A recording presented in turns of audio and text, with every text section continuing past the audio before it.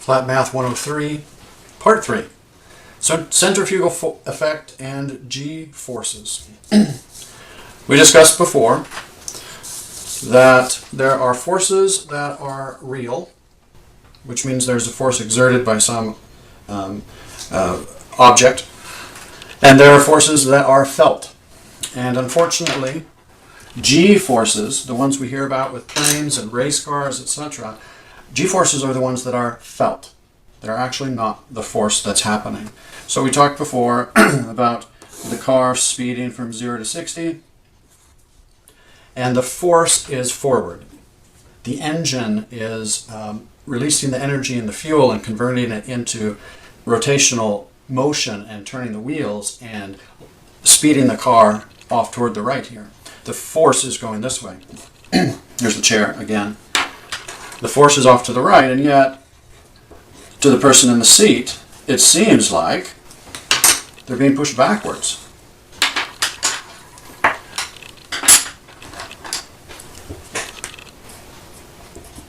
So as the car goes forward, the person feels like they're being pushed backwards.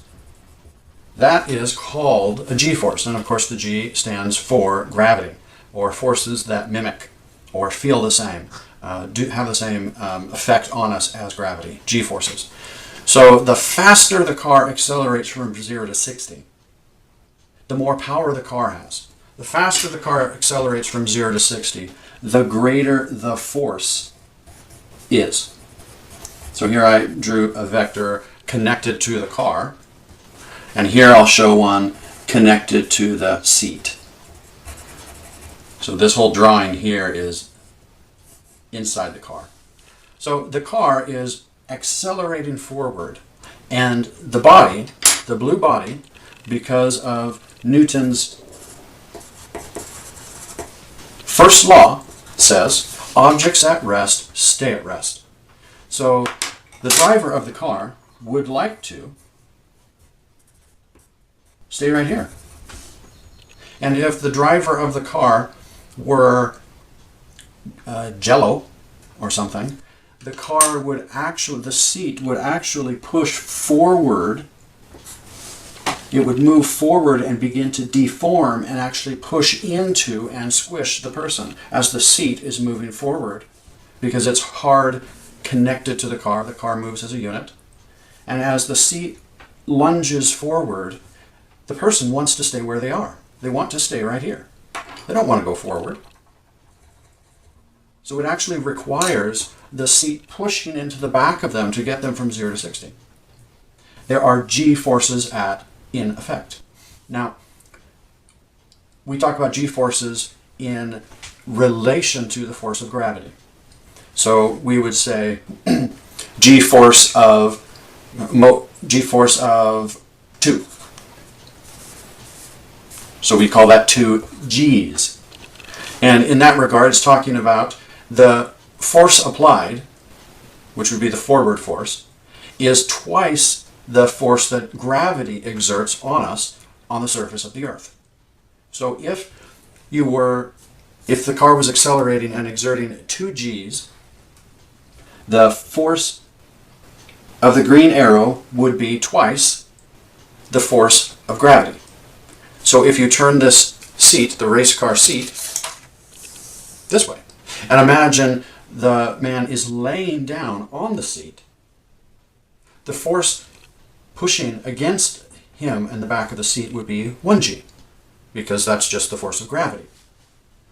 What it would feel like to be accelerated at 2Gs would be like another person of identical size and weight were to lay on top of them. That's kind of what it would feel like to be in a situation of 2Gs. So G-forces are not concerned with the force, they are concerned with how the people feel. So this is, again, it's backwards. We're emphasizing the effect, not the force, and calling it a force. Now, when a car accelerates, it cannot come up with 2 G's. That's pretty impossible. That would be a car accelerating at the rate of a rock dropped off a building.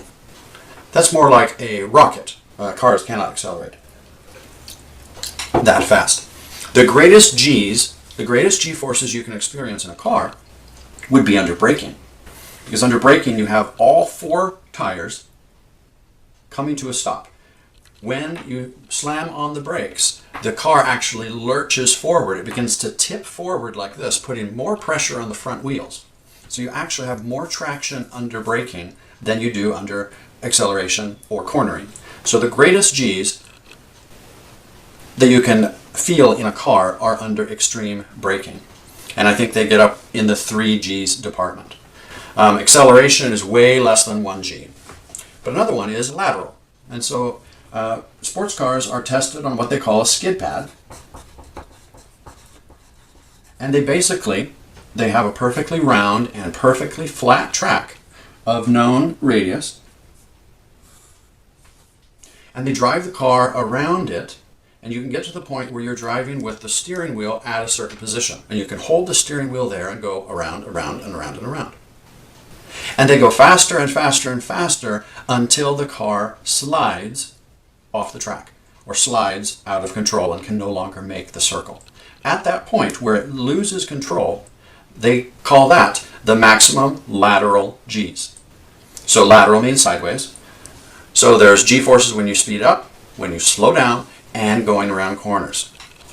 Here is actual footage. It's a compilation, a composite photo of a Nissan Leaf going around a skid pad.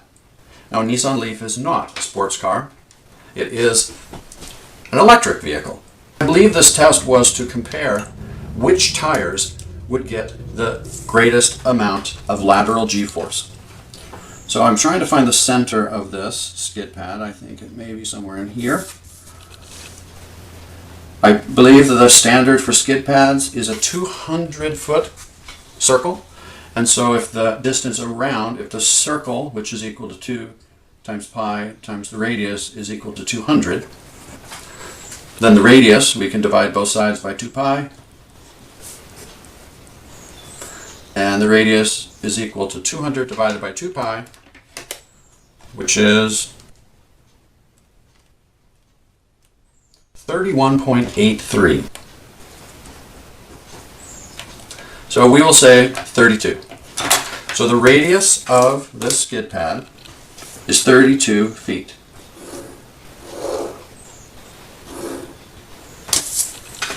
There's the radius. The Leaf is going around and around faster and faster and faster until it slides off. And you can see on this picture all of the skid marks.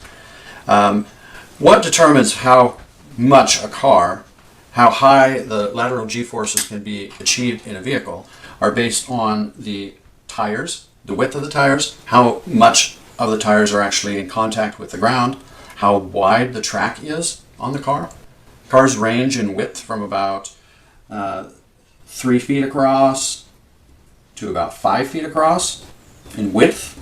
So that's the distance between the front tires and the rear tires. So the wider it is, the less roll there will be when you're going around this left-hand corner, and so therefore the faster it can go. So the amount of G forces is the equation we saw before. The only acceleration or force in this situation is the centripetal force, and it is the force that the tires have to exert on the concrete in order to keep the car going in a circle. When they cannot apply that amount of force, it will slide off the track. So again, our acceleration, so the force, centripetal force, is equal to mv squared over r. And again, force doesn't really matter. The only time force matters is, say, if you drop a bowling ball and a baseball off a building, they will accelerate at the same rate. But if you were to get hit by them, they would be going the same speed, the same velocity when they hit you. But the bowling ball would hit with a lot more force. So, as in the deceleration, the braking in a car, if someone weighs 100 pounds and slams on the brakes, the seatbelt will cut into them, will push into them to slow them down to balance out the force of them decelerating. If they weigh 200 pounds, the force on the seatbelt is twice as much. The mass is twice as much. And so force does come into play. But most of the time, we do not talk about gravity as a force. We talk about it as an acceleration. There is a tendency for things to accelerate when we drop them. It's a consistent tendency, so that we can call it an effect. So back to the skid pad. As force is equal to mv squared over r, m being the mass of the vehicle, v being the velocity, and that is the tangential velocity or the linear speed along the outside, or the speed that the speedometer would say. Right here, the speedometer might say 25 miles per hour, so that would be the velocity. So in our example, I will mostly just talk about the acceleration. So the centripetal acceleration, so that is the acceleration towards the center that is necessary to keep the object in the circular motion. Here's the straw from before. If the car wants to make a left-hand turn, the force must be toward the center, toward the left. There is no force going this way. There is no force. And yet, it feels like there is. The person in the car feels like they're about to fly out this way. And it's a dark picture, right? Kind of hard to see. Hopefully you can see that. It feels to the person in the car that they're about to fly out of the car, out the right-hand side, and yet the real force is toward the center and is exerted by the tires on the pavement. So the acceleration, centripetal acceleration, is the velocity squared divided by the radius.